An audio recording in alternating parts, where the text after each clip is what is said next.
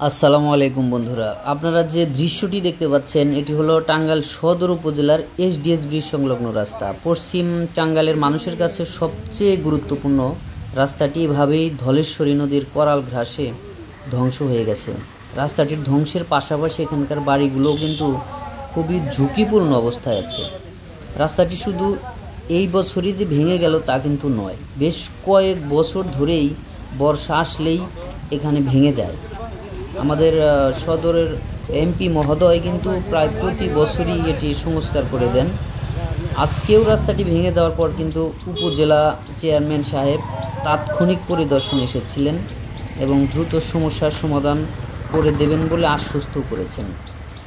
আমি সাধারণ জনগণের হয়ে উপজেলা চেয়ারম্যান এবং আমাদের টাঙ্গাইল সদরের এমপি মহোদয়ের কাছে আকুল আবেদন জানাই যে এটি যেহেতু প্রতি বছরই সমস্যা, শুধু এবছর নয়, প্রতি বছরই এমপি মহোদয় যেহেতু এটি সংস্কার করেন, তা আমি এলাকার জনগণের হয়ে বলতে চাই, পশ্চিম টাঙ্গাইলের মানুষের কষ্ট লাঘবের জন্য অন্তত এই নদীর দুই পাড়টা এইচডিএসের সামনে এবং এইচডিএসের পশ্চিম পাশে অর্থাৎ ব্রিজের দুই পাশে নদীর যে জায়গাটুকু এটুকু শাসন করা যায় কিনা বেড়িবাঁধ করে সেটির আবেদন জানাচ্ছি।